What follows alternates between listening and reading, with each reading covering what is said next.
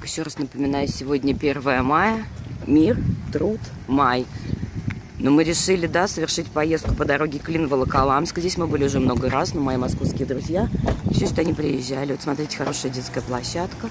Так, мы находимся сейчас при входе в Теряевский монастырь. Так, сейчас давайте мы посмотрим, что у нас здесь по окружностям. Видите, как красиво. Я не знаю, передает это камера телефона, да, все это всегда надо прочувствовать и увидеть на себе. Я думаю, что мои московские друзья останутся очень довольны. Судя по тому, что они уже в восторге от храма, который мы показали им перед этим. Так, вот.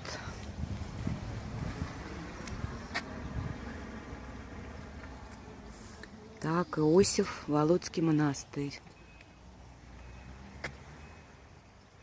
Так, ну что, нам теперь нужно немножечко, как говорится, поставить телефон и свою камеру на паузу, одеть платки и отправиться в Теряевский монастырь. Напоминаю, мужской монастырь Теряевский, это уже Волоколамский район. Из Клинского мы уже выехали. Так, нам все-таки придется поставить на паузу, да. В общем, мы уже, как говорится, одели, как говорится, платочки, носочки. Взяли своего любимого гида. Напоминаю, наш гид это Дмитрий из города Клин. Лучше него никто не расскажет по всем подмосковным местам. По всем. Я его обожаю. Его обожают все мои друзья. Дима, мы здесь. Вот он наш Дмитрий.